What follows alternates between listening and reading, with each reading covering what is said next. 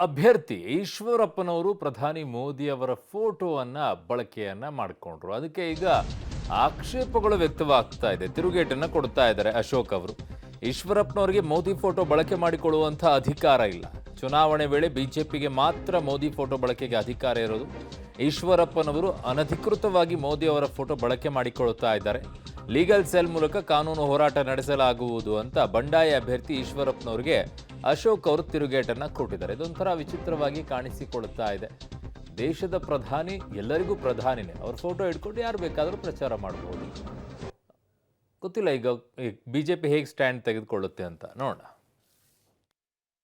ಪ್ರಧಾನಿ ಆದ್ರೆ ಪೊಲಿಟಿಕಲ್ ವಿಚಾರ ಬಂದಾಗ, ವೋಟ್ ವಿಚಾರ ಬಂದಾಗ, ಚುನಾವಣೆ ವಿಚಾರ ಬಂದಾಗ ಮೋದಿಯವರ ಫೋಟೋ ಬಳಕೆ ಮಾಡುವಂಥದ್ದಕ್ಕೆ ಬಿಜೆಪಿಗೆ ಮಾತ್ರ ಅಧಿಕಾರ ಇರೋದು. ಕಾನೂನು ಪ್ರಕಾರನೂ ಅಧಿಕಾರ ಇರುವಂಥದ್ದು. ಅದು ನಮ್ಮ ಲೀಗಲ್ ಸೆಲ್ ಅದ್ರ ಬಗ್ಗೆ ಗಮನ ಹರಿಸ್ತಾರೆ.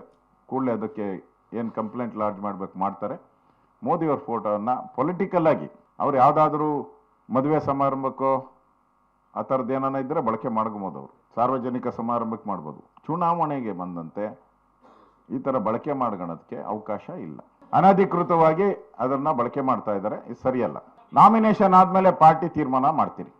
ನಾಮಿನೇಷನ್ ಮಾಡಬೇಕಲ್ಲ ಅವರು ಪಾರ್ಟಿ ವಿರುದ್ಧ ಅಂತ. ನಾಮಿನೇಷನ್ ಆದಮೇಲೆ ತೀರ್ಮಾನ, ಅದನ್ನು ತೀರ್ಮಾನ ಮಾಡೋದು ನೀವು ಪಾರ್ಟಿಯ ಸದಸ್ಯರು ಅಲ್ಲೋ ತೀರ್ಮಾನ ಮಾಡೋದು. That is the BJP party. ಅವ್ರು ತೀರ್ಮಾನ ಮಾಡೋದು.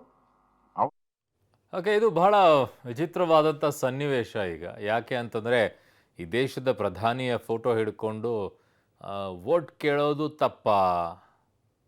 ಆದರೆ ಅಶೋಕ್ ಅವ್ರು ಹೇಳ್ತಾ ಇರೋದು ಪ್ರಧಾನಿಯಾಗಿ ಇಟ್ಕೊಳ್ಳೋದು ಬೇರೆ, ರಾಜಕೀಯ ಚುನಾವಣೆ ಸಂದರ್ಭದಲ್ಲಿ ನಮ್ಮ ಲೀಡರ್ ಫೋಟೋ ಇಟ್ಕೊಂಡು ಹೋಗೋದು ಸರಿಯಲ್ಲ ಅಂತ ಹೇಳಿ.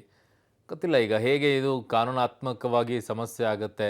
ಫಸ್ಟ್ ಟೈಮ್ ಈ ರೀತಿಯಾಗಿ ಅನಿಸ್ತಾ ಇದೆ. ಸೊ ಹಾಗಾಗಿ ನೋಡೋಣ ಇದೇ ಯಾವ ದಾರಿಯಲ್ಲಿ ಹೋಗುತ್ತೆ ಅಂತ ಹೇಳಿ.